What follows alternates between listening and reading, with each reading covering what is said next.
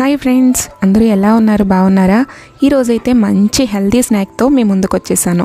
Parents ఎప్పుడు కూడా పిల్లలకి మంచి హెల్తీగా స్నాక్స్ చేసి పెట్టాలి, అందులోనూ టేస్టీగా కూడా ఉండాలి అని అనుకుంటూ ఉంటాం కదా. అలాంటి స్నాక్ అన్నమాట ఇది.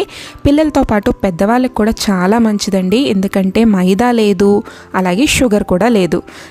జొన్న పిండి బెల్లంతో కుకీస్ చేయబోతున్నాను, అది కూడా ఆర్గానిక్ బెల్లం. మనం బెల్లం మంచిదని షుగర్ మానేసి బెల్లం యూస్ చేస్తున్నాం, కానీ బెల్లంలో కూడా చాలా కెమికల్స్ కలుపుతున్నారంటండి. అందుకని మనం మోస్ట్లీ ఆర్గానిక్ బెల్లం కానీ నల్ల బెల్లం కానీ యూస్ చేసుకుంటే మంచిది. సో నేను ఆర్గానిక్ బెల్లం యూస్ చేస్తున్నాను. ఈ హెల్దీ కుకీస్ చేసుకోవడం చాలా మంచిదండి. ప్రాసెస్ చూసేద్దామా మరి. డ్రై కోకోనట్ పౌడర్, ఎండు కొబ్బరి 1 కప్పు, ఫ్రెష్ కోకోనట్ పౌడర్ కూడా యూస్ చేసుకోవచ్చు ఈ ప్లేస్లో, అది మన ఆప్షన్ అన్నమాట. అలాగే జొన్న పిండి 2 కప్స్, అలాగే బెల్లం, తురిమిన బెల్లం 1 కప్పు. బెల్లాన్ని బాగా కలుపుకోవాలండి పిండిలో. ఇదే కాస్త టైం అయితే పడుతుంది, ఒక 10 నిమిషాల వరకు పట్టచ్చు. మీరు టైం ఎక్కువ పడుతుంది అనుకుంటే ఈ బెల్లంతో సహా ఈ ఫ్లోర్ని మిక్సీ కూడా పట్టేసుకోవచ్చండి, బెల్లం కలిసే వరకు. నేనైతే బాగా కలిపేసుకున్నాను.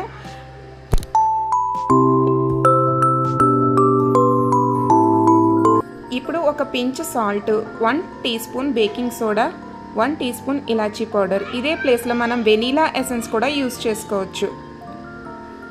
ఇప్పుడు అన్నీ వేసుకొని బాగా కలిపేసుకోవాలి. ఇప్పుడైతే మనం నెయ్యి కానీ బటర్ కానీ యూస్ చేసుకోవచ్చు. నేనైతే నెయ్యి యూస్ చేస్తున్నాను. మీరు బటర్ యూస్ చేస్తే అది సాల్టెడ్ బటర్ అయితే కనుక పించ్ సాల్ట్ యాడ్ చేసాం కదా, అది అవాయిడ్ చేయాలి.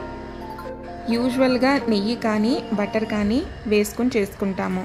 డైట్ చేస్తున్న వాళ్ళైతే కనుక coconut oil, cooking coconut oil use చేసి చేసుకుంటే డైట్ చేసే వాళ్ళకి హెల్ప్ అవుతుందంట. సో చూసుకొని, ఒకవేళ మీరు డైట్ చేస్తున్నట్లయితే ఈ స్నాక్స్ చేసుకోవాలి అనుకుంటే కోకోనట్ ఆయిల్ యూజ్ చేసుకోండి. ఇప్పుడు చూస్తున్నారు కదా, చక్కగా కలిసిపోయింది బెల్లం అలాగే నెయ్యి, పర్ఫెక్ట్గా కలిసిపోయింది అనమాట. కాకపోతే మనకి ఒక బాల్ లాగా, చపాతీ ముద్దలాగా చేసుకోవాలి కాబట్టి ఒక 2 స్పూన్స్ కాచి చల్లార్చిన పాలు, ఒక 2 స్పూన్స్ అయితే సరిపోతాయండి. చక్కగా ఒక ముద్దలాగా, చపాతీ ముద్దలాగా చేసి పెట్టేసుకోవాలి. సో ఈ విధంగా ముద్దలా చేసుకున్నాం కదా. ఇప్పుడు ఒక 15 to 20 మినిట్స్ పాటు దీన్ని అలా పక్కన పెట్టేసుకోవాలన్నమాట. ఇప్పుడు మనం ప్రీహీట్ చేసుకుందాము. అంటే మనం ఇప్పుడు స్టవ్ మీద చేసుకుంటున్నాం కాబట్టి ఈ విధంగా ప్రీహీట్ చేసుకోవాలి. సాల్ట్ వేసుకొని దానిలో ఒక స్టాండ్ పెట్టేసుకొని మూత పెట్టుకుంటే చక్కగా ప్రీహీట్ అయి ఉంటుంది. అదే ఓవెన్లో చేసుకుంటే సాధారణంగా 180 డిగ్రీస్ దగ్గర ప్రీహీట్ చేసుకుంటాము, కానీ 140 డిగ్రీస్ దగ్గర మాత్రమే ప్రీహీట్ చేసుకోవాలండి. ఎందుకంటే జొన్న పిండి బెల్లంతో చేస్తున్నాం కాబట్టి, గుర్తుపెట్టుకోండి, లేకపోతే మాడిపోతాయి. ఇప్పుడైతే మనం బాదం, జీడిపప్పు ఈ విధంగా పౌడర్ చేసి పెట్టుకుంటున్నాను, బిస్కెట్స్ కోటింగ్ కోసం అన్నమాట. సో ఇప్పుడు ఒక ప్లేట్కి నెయ్యి కూడా రాసేసుకుని పక్కన పెట్టుకున్నాం కదా.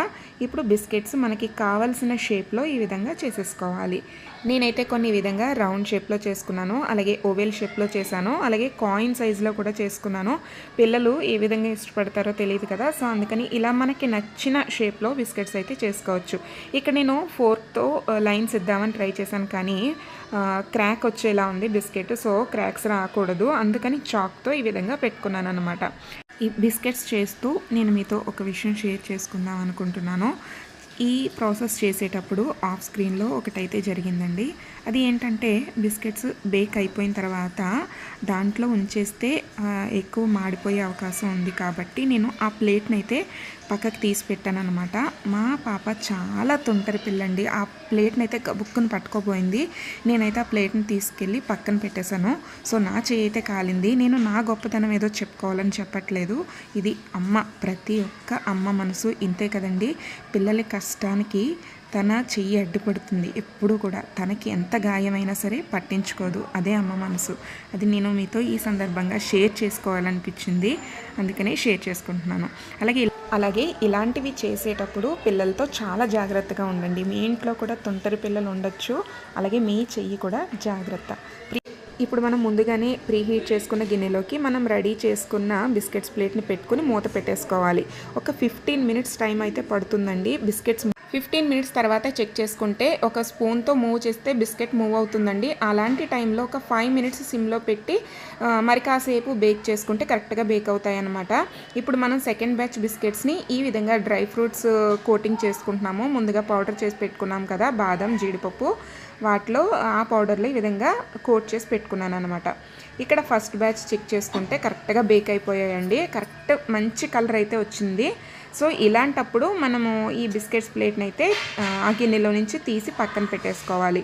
లేదు అంటే కనుక మాడిపోయే అవకాశం ఉంది.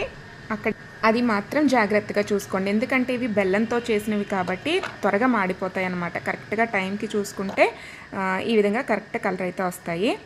సో ఇక్కడ సెకండ్ బ్యాచ్ కూడా రెడీ అయిపోయాయి కదా, వాటిని కూడా మనం ప్రీహీట్ చేసుకున్న గిన్నెలోకి ఈ విధంగా పెట్టేసుకుని మూత పెట్టేసుకుని సేమ్ ప్రాసెస్ అండి. 15 మినిట్స్ పాటు అట్లా వదిలేసి మీడియం ఫ్లేమ్లో, ఆ తర్వాత బిస్కెట్ మూవ్ అయిన తర్వాత 5 మినిట్స్ సిమ్లో పెట్టేసుకుని ఆ తర్వాత చెక్ చేసుకుంటే కరెక్ట్గా ఈ విధంగా బేక్ అయిపోతాయి. చూస్తున్నారు కదండి, ఇక్కడ బిస్కెట్స్ అయితే రెడీ అయిపోయాయి. ఫస్ట్ వేడిగా ఉండగా బిస్కెట్స్ కొంచెం మెత్తగా అనిపించినా పూర్తిగా చల్లారిపోయిన తర్వాత కరెక్ట్గా క్రంచీగా అయితే రెడీ అయిపోతాయి అన్నమాట బిస్కెట్స్. చూడడానికి ఎంత బాగున్నాయో టేస్ట్ వైజ్ కూడా అంతే బాగున్నాయి అన్నమాట. మా పిల్లలకైతే నచ్చాయి. పిల్లలకి నచ్చాయి అంటే ఇంకా చెప్పనక్కర్లేదు కదండి టేస్ట్ ఎంత బాగా వచ్చాయి అని. చూస్తున్నారు కదా, ఇక్కడ బ్రేక్ చేసి చూడడానికి కూడా చాలా ఈజీగా బ్రేక్ అయిపోయాయి, అంత గొల్లగా వచ్చాయి అన్నమాట. చాలా బాగా కుదిరాయి. ఈ కొలతలతో చేసి చూడండి. మనం షుగర్ యూజ్ చేయనక్కర్లేకుండా కూడా బెల్లంతో హెల్తీగా ఈ విధంగా అయితే చేసుకోవచ్చు. జొన్న పిండి బెల్లంతో చేసాం కాబట్టి పిల్లలతో పాటు పెద్దవాళ్ళు కూడా ఈ స్నాక్ తప్పకుండా ట్రై చేయొచ్చు. ఈ జొన్నపిండి బెల్లంతో చేసిన కుకీస్ రెసిపీ మీకు నచ్చినట్లయితే ప్లీజ్ లైక్ చేయండి, అలాగే షేర్ చేయండి. కొత్తగా చూస్తున్నట్లయితే తప్పకుండా సబ్స్క్రైబ్ చేసుకోండి. Thank you for watching and keep watching. జై శ్రీరామ్.